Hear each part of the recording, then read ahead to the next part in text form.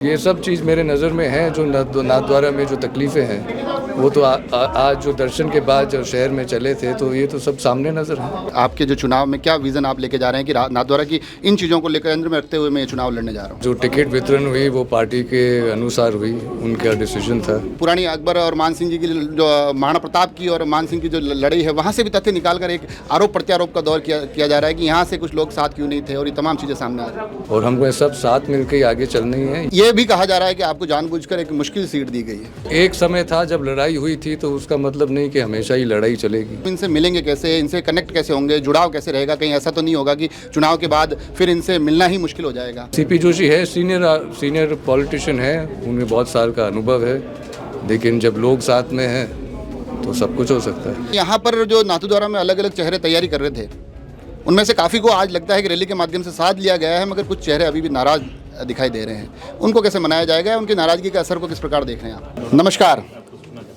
Rajsamand express के माध्यम से हम ये कोशिश कर रहे हैं कि यहाँ के राजनीतिक पहलू को आप तक पहुँचाए।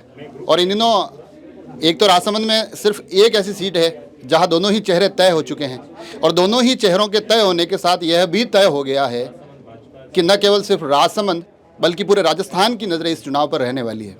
और वो राजनीतिक रण होता है नाथद्वारा का, जहां एक तरफ कांग्रेस के कद्दावर चेहरे डॉक्टर सीपी जोशी मैदान में हैं, तो वहीं सामने मेवाड़ के पूर्व राजघराने से विश्वराज सिंह मेवाड़ पर भारतीय जनता पार्टी ने दाव खेला है।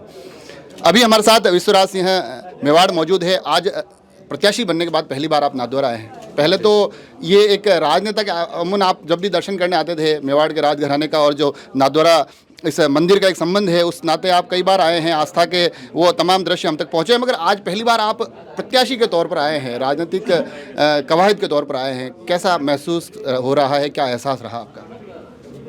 एहसास जो रहा है, मैंने अब जैसे नाथद्वारा के से जो टिकट भारतीय जनता पार्टी ने मुझे दिया है तो एक प्रत्याशी के तरह से तो नज़रिया मेरे ख्याल से थोड़ा सा अलग है, क्योंकि अब प्रत्याशी आगे जाके कुछ कर भी सकता है जी।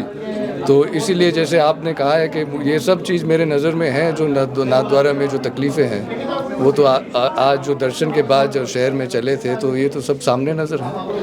वो समस्याओं की तरफ आप इशारा कर रहे हैं, उस पर भी थोड़ी सी बात करेंगे, मगर उससे पहले क्योंकि अचानक से आप भारतीय जनता पार्टी ज्वाइन करते हैं, अचानक से फिर भारतीय जनता पार्टी ज्वाइन करने के साथ ये तस्वीर तय हो जाती है कि आप नाथद्वारा से चुनाव लड़ेंगे, मगर ऐसे परिदृश्य में यहाँ पर जो नाथद्वारा में अलग अलग चेहरे तैयारी कर रहे थे उनमें से काफ़ी को आज लगता है कि रैली के माध्यम से साथ लिया गया है, मगर कुछ चेहरे अभी भी नाराज दिखाई दे रहे हैं। उनको कैसे मनाया जाएगा, उनकी नाराज़गी के असर को किस प्रकार देख रहे हैं आप? मैं जो देख रहा हूँ, जैसे मैंने कहा था कि सब जो भी पार्टी के अंदर से जो नाराज़ हैं, जो शायद दिखा रहे हैं अपनी नाराज़गी, वो पार्टी के मेंबर हैं। और जो टिकट वितरण हुई वो पार्टी के अनुसार हुई, उनका डिसीजन था।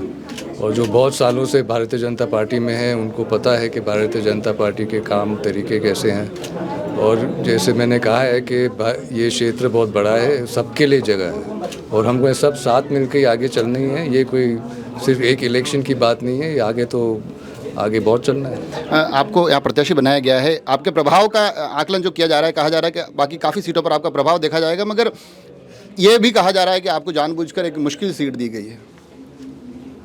अब जैसे मैंने कहा मुश्किल क्या, श्रीनाथ जी बिराज रहे हैं हल्दी घाटी यहाँ पे, तो आसान मुश्किल की क्या बात है? आपको लगता है आसान रहेगी? नहीं, सीपी जोशी है, सीनियर पॉलिटिशियन है, उनमें बहुत साल का अनुभव है, लेकिन जब लोग साथ में हैं तो सब कुछ हो सकता है। एक ये जो विषय निकल कर आ रहा है कि आप एक राज परिवार से जुड़े हुए हैं, अमूमन एक जो बड़े परिवार से कोई लोग आते हैं तो आम लोगों के मन में एक जिज्ञासा का सवाल आता है कि हम इनसे मिलेंगे कैसे, इनसे कनेक्ट कैसे होंगे, जुड़ाव कैसे रहेगा? कहीं ऐसा तो नहीं होगा कि चुनाव के बाद फिर इनसे मिलना ही मुश्किल हो जाएगा? ये एक गलतफहमी है, क्योंकि जैसे आपने मेरे परिवार के बारे में बात करी है, तो मेरा परिवार यहाँ पे 1000 साल से ऊपर है और कोई भी परिवार इतना लंबे समय नहीं रह सकता अगर वो लोगों से दूरी बनाए रखे। तो ये सिर्फ अब आज सिस्टम बदल गया है, लेकिन दूरी तो है नहीं। आपको शायद तकलीफ़ नहीं हुई, हम पहले भी मिले हैं, शायद आपको कोई तकलीफ़ नहीं हुई होगी मुझे मिलने पर, और लोगों भी मिलते रहते हैं। और जहाँ पे भी लोग मुझे बुलाए, महाराणा साहब को बुलाए हैं मेवाड़ में, हम ऐसे ही जाते हैं और लोगों से मिलते हैं। आप जब चुनाव प्रचार कर रहे हैं तो उसमें कई ऐतिहासिक तथ्य निकाले जा रहे हैं कि जो राणा राज सिंह जी के समय ये मंदिर की स्थापना की गई, यहाँ संरक्षण दिया गया, तमाम चीज़ें भी चल रही है, उसके माध्यम से भारतीय जनता पार्टी लाभ भी लेना चाह रही है।